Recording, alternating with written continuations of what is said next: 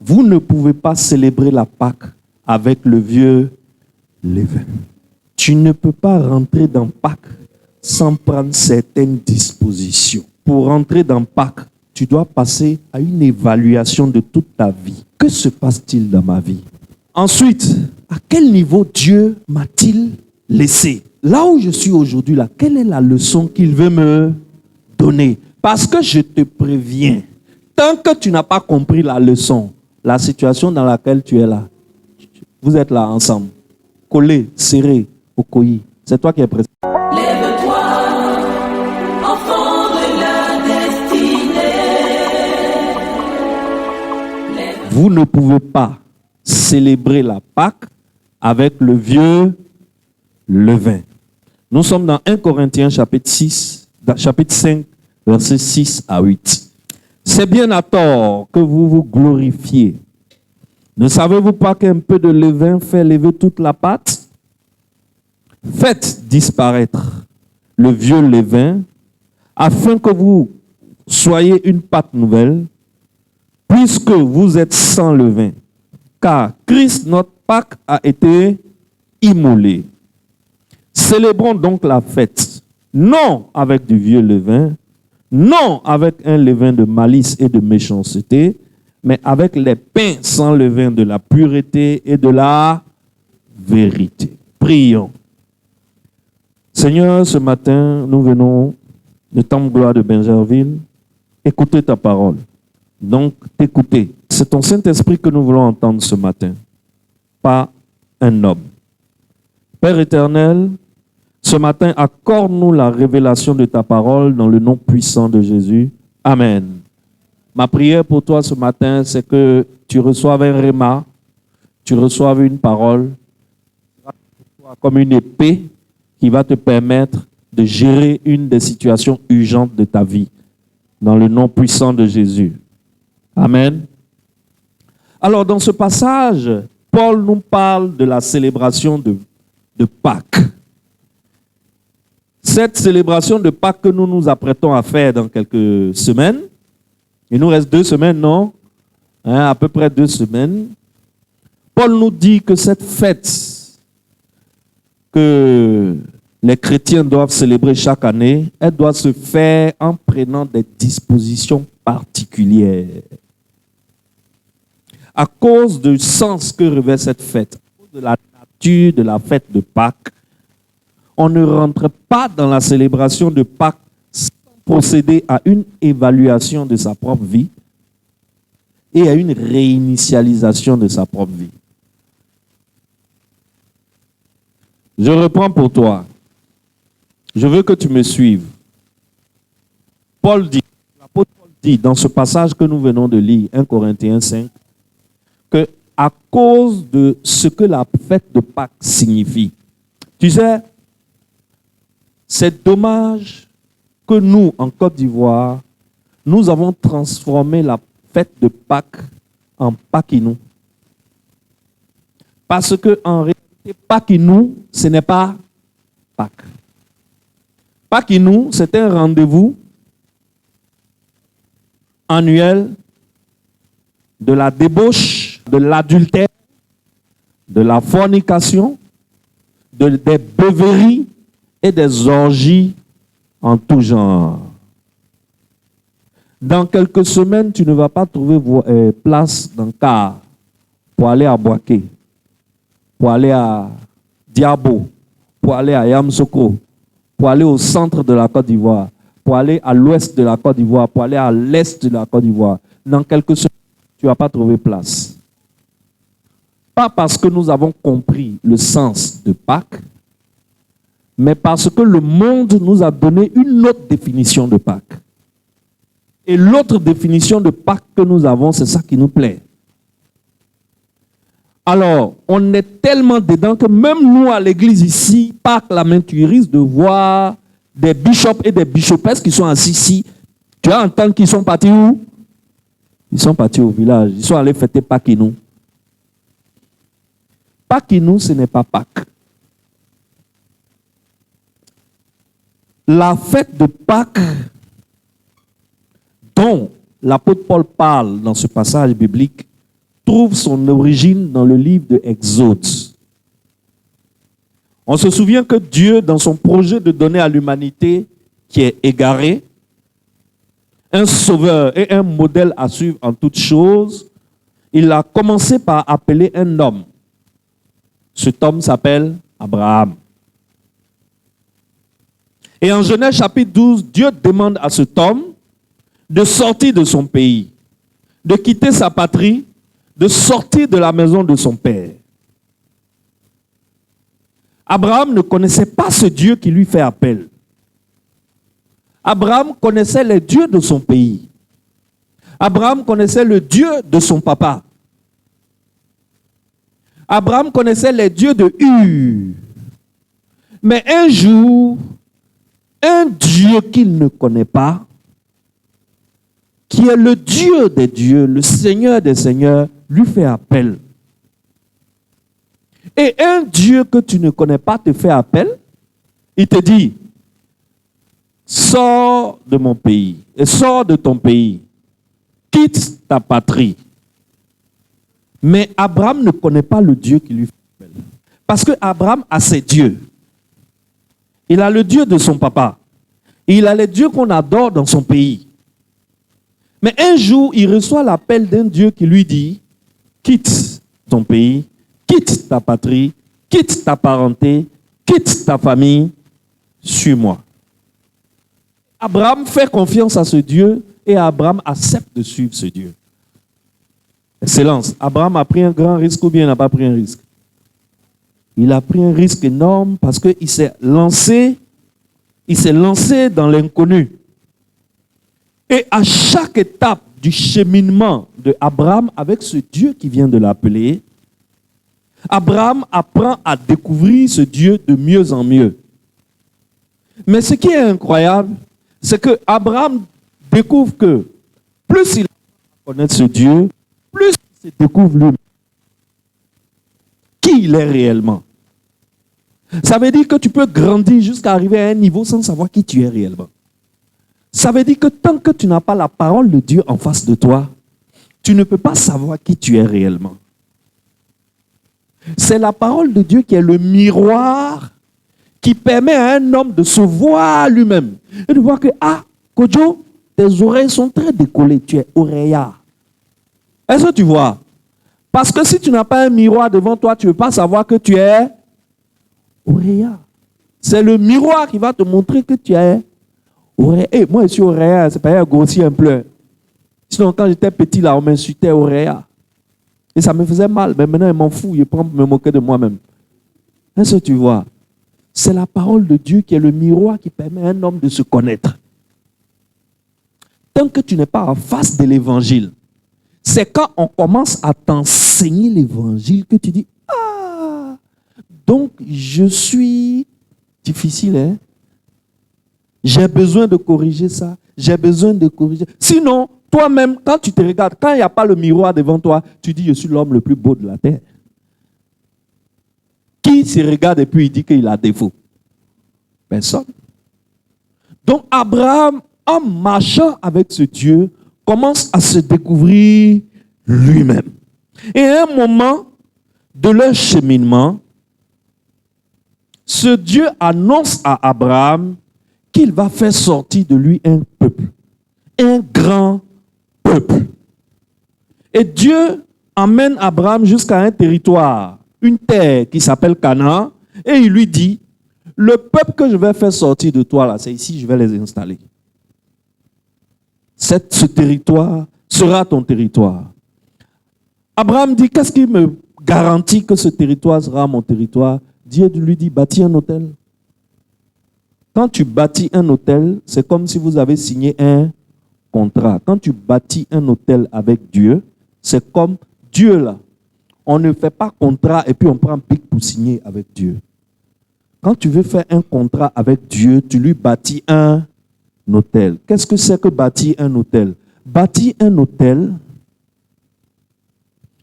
c'est rentrer dans une alliance avec Dieu sur la base de la croix.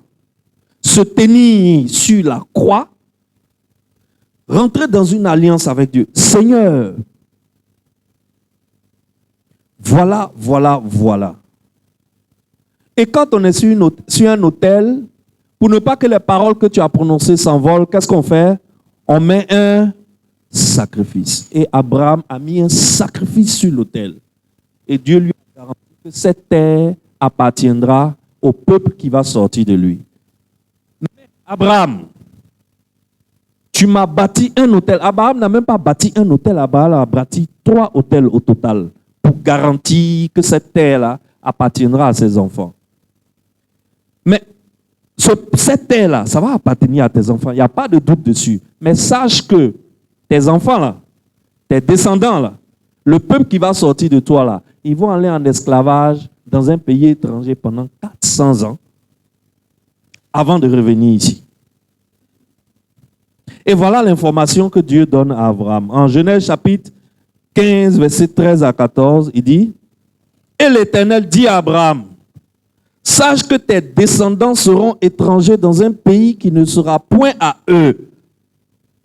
Il dit seront asservis. Ça veut dire qu'on va les maltraiter.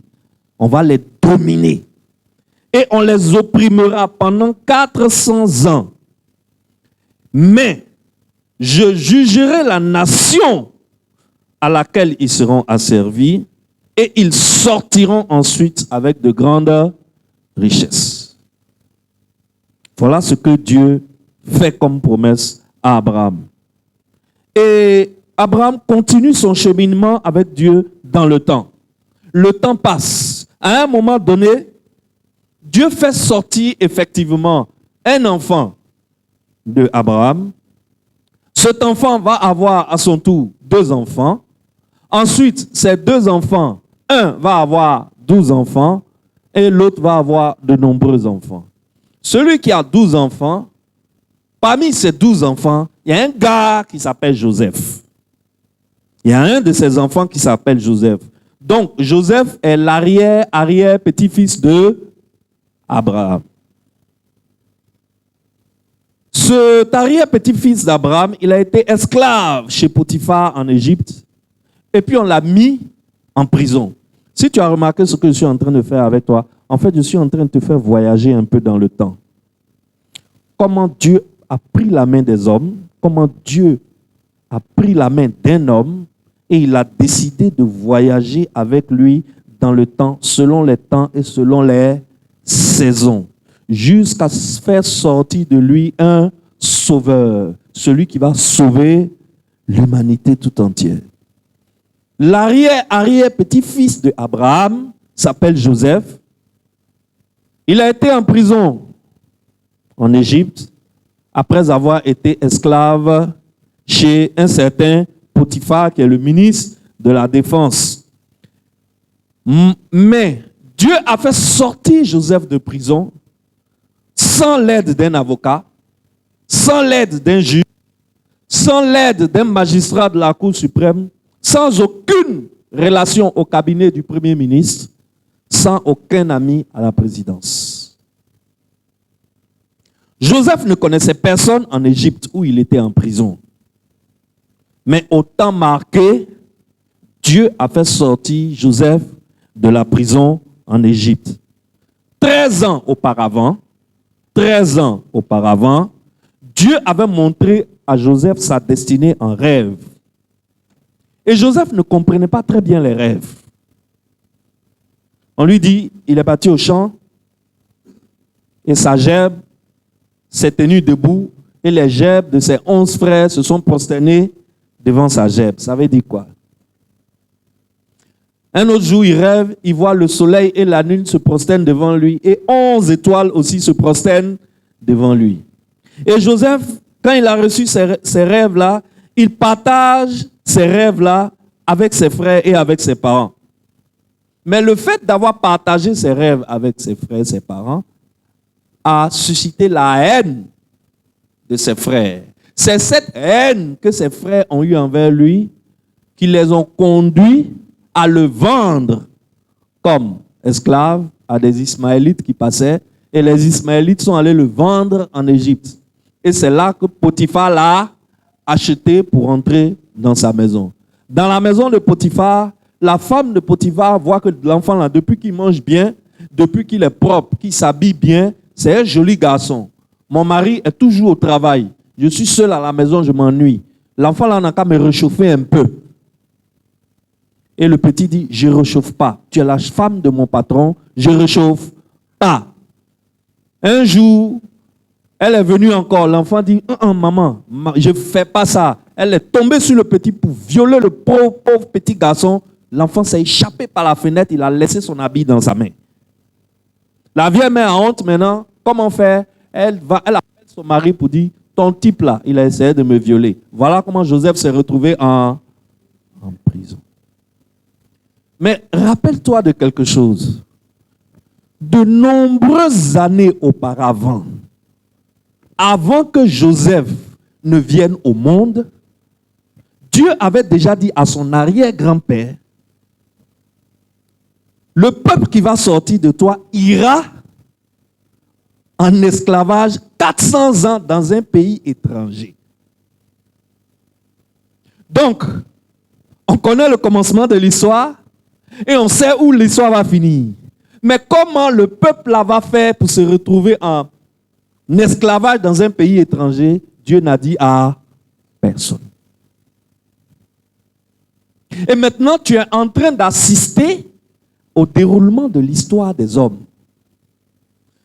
Joseph se retrouve, à cause de la haine de ses frères, Joseph se retrouve en Égypte. En Égypte, il est vendu comme esclave dans la maison de Potiphar. Chez Potiphar, la femme de Potiphar veut de lui. Il refuse, il fuit. Elle l'accuse de viol, on le prend, on le jette en prison. Joseph arrive en prison, les deux gars qui dorment dans la même cellule que lui sont des employés de Pharaon. Il y a un qui sert le vin à Pharaon, il y a un qui sert le pain à Pharaon. Les deux rêvent encore. Est-ce que tu suis? Est-ce que tu vois où je suis en train de t'amener? Les deux rêvent encore.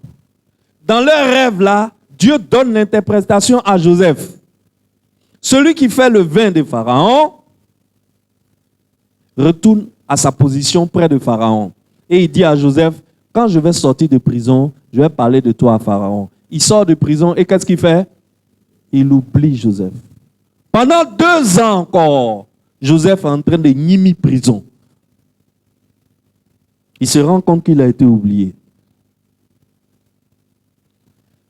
Donc, tu vois le chemin que Dieu emprunte pour faire quitter son peuple sur leur terre Canaan pour venir dans un pays étranger. Joseph, le 31 décembre, il était en prison. Pharaon rêve. Et Pharaon oublie. Et Pharaon cherche le sens de son rêve. Et il demande à son premier, à tous ses gardes du corps, tous ses agents, j'ai fait un rêve là, j'ai besoin qu'on me donne le sens des rêves. On dit appelez les marabouts du roi. On appelle les marabouts. Ils s'en sortent pas. Ils ne connaissent pas le sens. Pharaon est fâché. Pharaon ne veut pas manger. Il ne veut pas toucher à son vin. C'est là maintenant que le gars qui lui sert le vin là se rappelle que il y a un gars avec qui j'étais en prison là. Le gars là, si c'est lui qui était ici, il allait interpréter le rêve pour le roi et le roi va manger, le roi va boire. C'est là qu'il va vers le roi et dit, oh roi, quand j'étais en prison, quand j'avais déconné que tu m'as jeté en prison, il y a un gars qui interprète le rêve. Si tu le fais venir, le gars là, il va interpréter ton rêve et tu auras la paix. Pharaon dit, faites-le venir. Ça, c'est le matin du 1er janvier. La nuit du 31 décembre, il était en prison. Le 1er janvier, il arrive au palais de Pharaon. Il interprète le rêve. Et il dit à Pharaon exactement ce qui va se passer dans les 14 prochaines années en Égypte. Il dit, ton rêve là veut dire, dans 7 ans, on va avoir beaucoup d'argent, beaucoup de nourriture, beaucoup d'eau, beaucoup de ressources. Mais les 7 prochaines années, on va manquer de ressources, d'argent, de nourriture. faut nommer quelqu'un qui va gérer pendant les 7 ans, de telle sorte qu'il va faire beaucoup d'économies. Les économies là vont nous aider dans les 7 années de sécheresse. Pharaon dit, waouh, c'est quel petit ça. Ce que tu viens de dire là, c'est la vérité. Dis-moi, il y a qui dans ce pays qui peut faire ça mieux que toi? À partir d'aujourd'hui, envoyez-moi mon décret, envoyez-moi stylo, feuille. À partir d'aujourd'hui, je te nomme deuxième responsable de toute l'Égypte. La seule personne que tu ne commandes pas en Égypte, c'est moi. Voici comment, le 31 décembre, Joseph a été en prison. Le 1er janvier, il a été nommé Premier ministre. Il a quitté la prison pour le palais.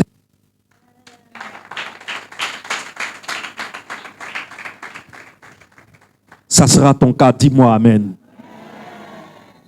En cette période de Pâques, en cette période solennelle, en cette période de jeûne, je t'annonce que tu vas connaître un miracle de 24 heures. Voilà comment le Dieu d'Abraham que nous adorons là, voilà comment il fonctionne. Tu sais, la vie, la marche que toi et moi on a avec Dieu est basée sur la promesse d'Abraham. C'est basé sur la promesse que Dieu a faite à Abraham, qui va lui donner un peuple qu'on ne peut pas compter, qu'on ne peut pas dénombrer. Toi et moi, à cause de ce qui s'est passé à la croix, désormais, on est devenus des enfants d'Abraham. On est devenus des descendants d'Abraham. Et je veux te dire une chose ce matin. Voilà quelqu'un que Dieu a appelé. Il ne connaissait pas ce Dieu. Mais il a tourné le dos à ces dieux qu'il connaît, qu'il maîtrise très bien, pour suivre un Dieu qu'il ne connaissait pas. Pour faire ça, il faut quoi? Il faut la foi. Il faut quoi? Il faut la foi. Et toi, aujourd'hui, tu es dans cette promesse abrahamique, tu es dans cette alliance abrahamique. Je te préviens que dans cette marche que nous avons en Jésus-Christ, si tu n'as pas la foi, tu n'iras pas loin. Parce que je te dis que Dieu, il te montre le commencement et il te dit ce qu'il a préparé pour toi à la fin. Mais au milieu, là, ce qui va se passer, il dit, tu es ici. On sait comment tu es venu à l'église ici. On sait comment toi et moi on est aujourd'hui. Mais on sait quelle est la promesse que Dieu a mise sur notre vie.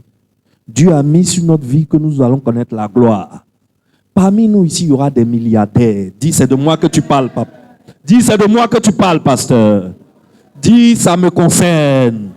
Arrache cette bénédiction rapidement. Dis, je saisis. On sait que tu es venu à l'église, tu n'étais rien, tu n'avais rien.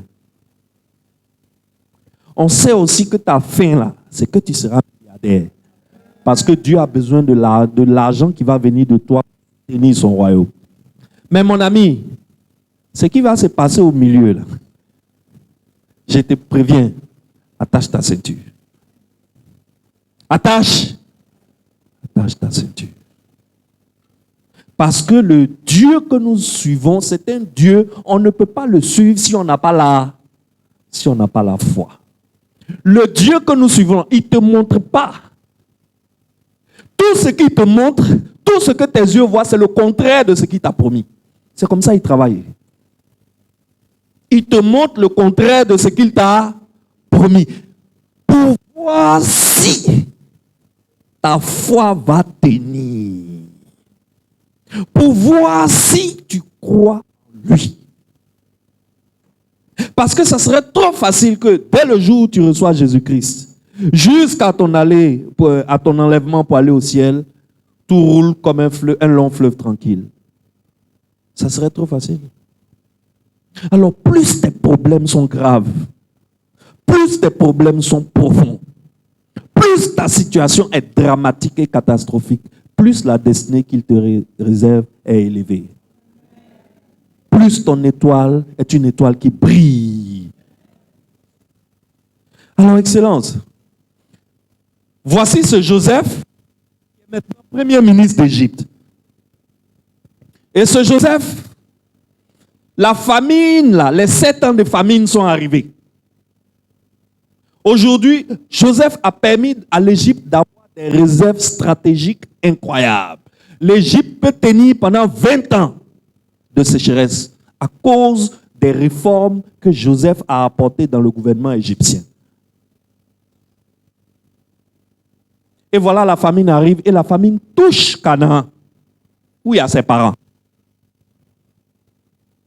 Alors, ses parents commencent à chercher à manger. On leur dit que manger là, ça se trouve où? En Égypte. C'est le seul pays au monde où on peut gagner nourriture et de l'eau. Alors, ses parents font une délégation. Ses frères qui l'ont vendu, ils viennent en Égypte pour acheter manger.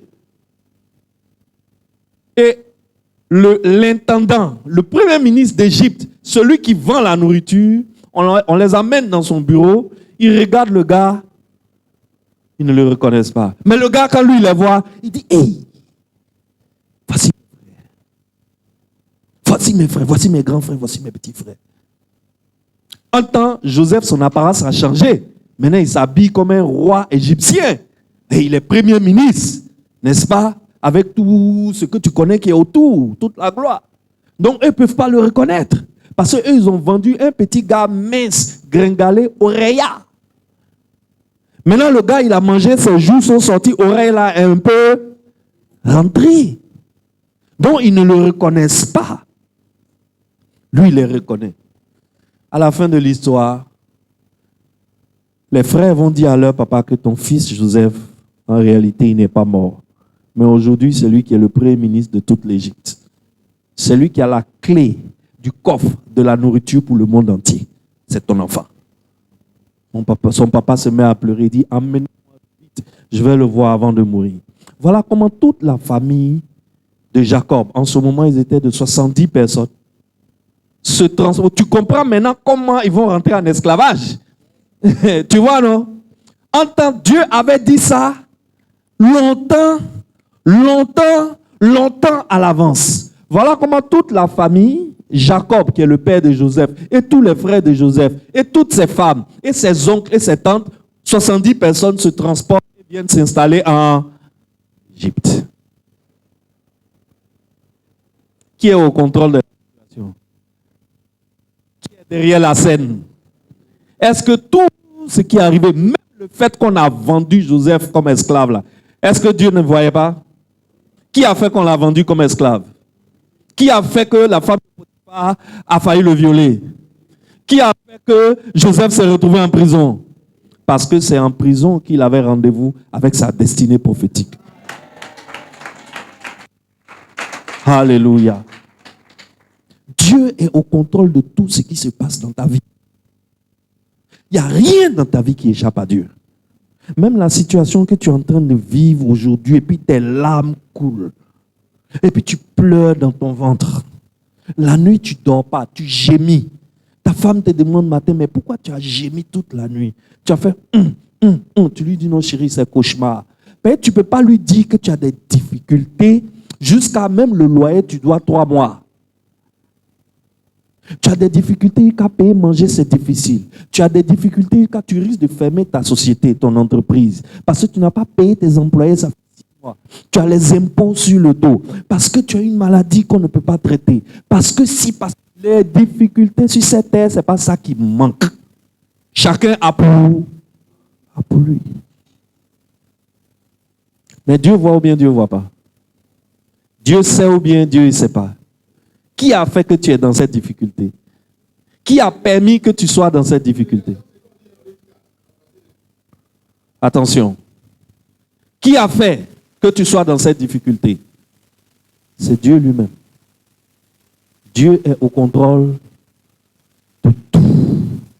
Il n'y a jamais un moment dans la vie des hommes où Dieu a été surpris par une situation. Dieu n'est jamais surpris par une situation. Joseph, Pharaon lui donne une ville en Égypte, ce qu'on appelle la ville de Goshen. Et il dit à Joseph, prends cette ville pour tous tes parents, toute ta famille, tous les gens de ta race. Pharaon aime beaucoup Joseph. Pharaon admire ce que Joseph fait. Grâce à Joseph, l'Égypte est devenue la première puissance au monde. C'est-à-dire l'Égypte avait le plus d'argent que tout le monde, le plus de nourriture que tout le monde, le plus d'intellectuels. Dans tous les domaines, l'Égypte était premier. Grâce à Joseph. Et Pharaon aimait tellement Joseph. Pharaon lui a donné une ville. Il dit, installe tes parents là-bas, qu'on appelait la ville de Goshen. Mais nul n'est immortel. Le temps de Joseph est venu, Joseph est mort. Le pharaon qui aimait Joseph aussi, son temps est venu, il est mort. Un nouveau pharaon est monté sur le trône. Waouh, il ne me reste plus beaucoup de temps. On va faire ce message-là sur 2 dimanches. Un nouveau pharaon monte sur le trône. Il regarde le peuple d'Israël dans la ville de Goshen. Ils sont devenus nombreux. Et puis ils sont costauds, virils, vigoureux. Et ils sont travailleurs. Le pharaon là les regarde jusqu'à et dit, ceux-là, et si un jour nos ennemis nous attaquent? De toute façon, ils sont beaucoup. Et de toute façon, ils sont costauds, vigoureux là. Si ceux-là, des ennemis nous attaquent, ils ne vont pas nous soutenir. Ils vont aller se mettre sur les ennemis pour venir contre nous. Et ils vont nous écraser et nous vaincre. Je fais quoi de ça là? Parce que ça, c'est un danger pour mon royaume. Parce que le nouveau pharaon ne connaît pas Joseph. Automatiquement, il commence à faire ses analyses. Il fait ses plans, il fait ses calculs. Mais qui est en train de faire les analyses là dans sa tête? Dieu est toujours... Je te dis que quel que soit ce que tu es dedans aujourd'hui, Dieu est au contrôle. Ce que tu es dedans aujourd'hui là, si Dieu a permis, alors qu'il pouvait l'enlever sur ta route, s'il a permis que ça t'arrive, c'est parce qu'il y a une leçon dedans que Dieu veut que tu apprennes. Et il faut savoir que le Dieu que nous adorons là, on ne redoute pas classe. Tant que la leçon numéro 1 qu'il veut te donner, tu n'as pas compris, vous êtes là. Hein? C'est toi qui es pressé. Lui, il est éternel. Il est serein et imperturbable. C'est toi qui souffres. Et c'est toi qui es pressé. Parce que tu vas mourir dans 80 ans. Lui, il est... La leçon qu'il veut te donner là. Tant que tu n'as pas compris cette leçon, on ne passe pas à la leçon suivante. Si tu veux faire 20 ans pour apprendre la leçon, il faut faire 20 ans, c'est ton problème. Dieu, on ne saute pas classe avec lui. Alors quand tu es dans une difficulté, quand tu es dans une situation qui est en train de te manger, qui est en train de te ronger, qui est en train de t'empêcher de dormir, qui te fait perdre le sommeil, ne prie plus en disant « Seigneur, au secours, enlève-moi de cette situation ». Non. Parce que si tu connais le Dieu d'Abraham, là, le Dieu que toi et moi, on est en train de suivre aujourd'hui, là, si tu le connais, là, tu dois savoir qu'à aucun moment de ta vie, la situation lui a échappé. À aucun moment. Rien ne l'a surpris. Rien ne peut le surprendre. Le monde, là, c'était néant. Et puis un matin, tout ce qui existe là, c'est lui qui a mis ça sur la terre. Nous sommes 8 milliards et demi d'humains sur la terre. Il connaît la situation individuelle de chacune des 8 milliards et demi de... Il connaît ton histoire mieux que toi. Il n'y a rien qui t'arrive et puis Dieu n'est pas derrière. Rien. Alors si quelque chose, Dieu sait que ça va te faire mal. Tu vas avoir des douleurs. Tu vas prier. Tu vas jeûner. Jamais dans ta vie, tu ne veux rêver que ce genre de choses arrive. Dieu qui t'aime tant, qui est allé jusqu'à donner son fils Jésus-Christ pour toi, pour te sauver. C'est-à-dire que toi, pour te sauver, le prix qu'il a failli payer, c'est la vie d'un Dieu. C'est la vie de Dieu qu'on a donnée pour te sauver. Regarde comment ce Dieu-là t'aime. Et malgré ça, il voit la situation dans laquelle tu vas rentrer. Au lieu d'empêcher que la situation, que tu ne rentres pas dedans, il te laisse rentrer. C'est parce qu'il a un plan pour toi dans cette situation. C'est pour cela que Dieu a laissé Joseph aller en prison. Parce que la destinée de Joseph allait démarrer en... Tant que Joseph n'allait pas en prison, Joseph n'allait jamais gouverner l'Égypte. Je veux que tu te rappelles de ceci, de ce que Paul a dit dans le passage biblique que nous avons, avec lequel nous avons commencé. Vous ne pouvez pas célébrer la Pâque avec le vieux levain. Tu ne peux pas rentrer dans Pâques sans prendre certaines dispositions. Pour rentrer dans Pâques, tu dois passer à une évaluation de toute ta vie. Que se passe-t-il dans ma vie? Ensuite, à quel niveau Dieu m'a-t-il laissé? Là où je suis aujourd'hui, là, quelle est la leçon qu'il veut me donner? Parce que je te préviens, tant que tu n'as pas compris la leçon, la situation dans laquelle tu es là, vous êtes là ensemble, collés, serrés au coï. C'est toi qui es pressé. C'est toi qui es pressé.